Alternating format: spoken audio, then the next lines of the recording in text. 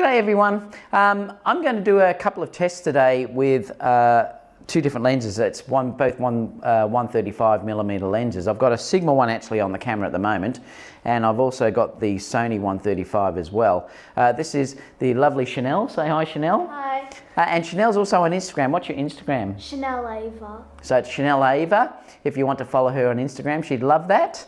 And also you'll be able to perhaps see some of these images. You'll certainly be able to see them on my channel.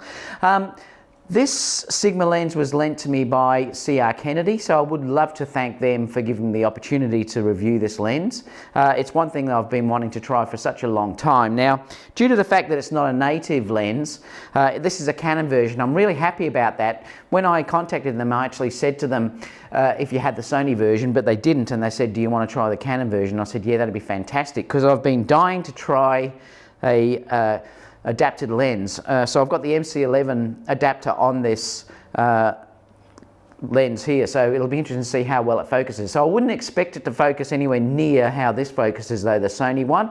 But in the few little tests that I've done, it does focus very well. So it's going to be interesting. But I thought we'd concentrate more on, how the image looks, what the bokeh looks like in the background.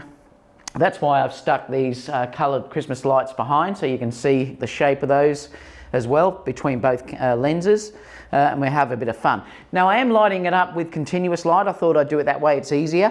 So I've got the Profoto B10 over here, and it's in this strip box with a grid on it because I want to control the light that goes on Chanel's face, and you'll see that when I turn the lights off in a minute.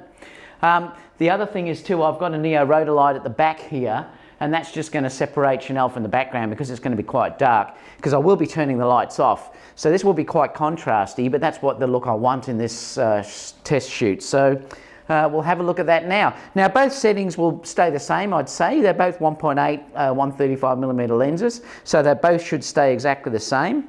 All I'm going to do is try and make sure that I match the focal length of where I stand for each one, and then we'll have a look at them on the computer and just see what they're like. And we'll do that now. All right, so what I thought we'd do is I'm going to work out where I'm going to stand, and then I'm going to put a bit of tape down just so that we shoot exactly the same for both images.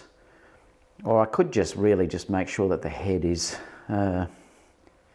in exactly the same spot or as close as possible. I think I'm just going to do that. I think I'll just try and line them up so they're pretty well dead on. I'm just going to do a test. So what I'm on is 1/25 of a second. I'm on f2.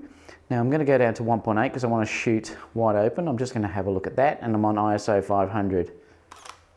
And I'll just check. Yeah, that looks beautiful. So I'm going to do a couple. I'm going to try and do a couple portrait, and then I'll also do a couple landscape just to see what the differences are. That looks beautiful.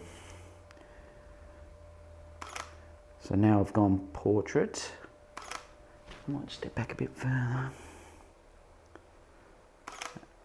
Now I'm not sure how close this can focus, so I'm going to try and get as close as I can with the, or pretty close to this to get just the face. We'll have a look at the eyes. So eye autofocus is working really well. Very well.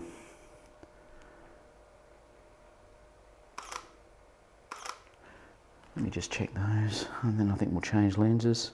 So that's done with the Sigma, so now we'll try the same thing with the Sony lens. So I haven't changed any settings here at all, so I'm keeping it exactly the same. Just check, they're beautiful. So now I'll try some head and shoulders. Beautiful Chanel. Good part now is because I'm shooting with basically daylight, I can just keep firing away.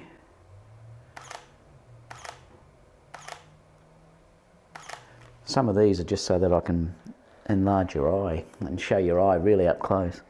Probably freak you out, but they're pretty though. Yeah.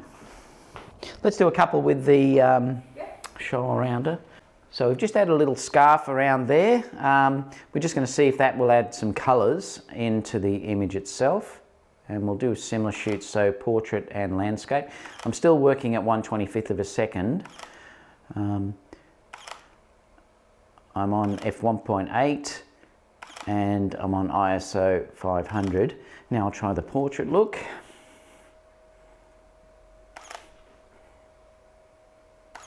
So I am getting quite tight here. Focus of the G Master is pretty amazing. All right, so let's change lens. Oh, actually, I'll come really close.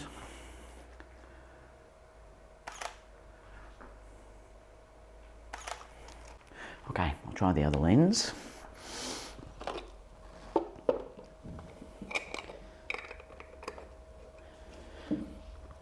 Well, it is a bit heavier, this other one. All right, so now I've switched to the Sigma lens and I'm going to do the same shots as well as the G Master. Now the autofocus, even in this lighting condition, works really well for an adaptive lens. I'm really surprised. It's amazing, really. So there's no trouble with the IAF.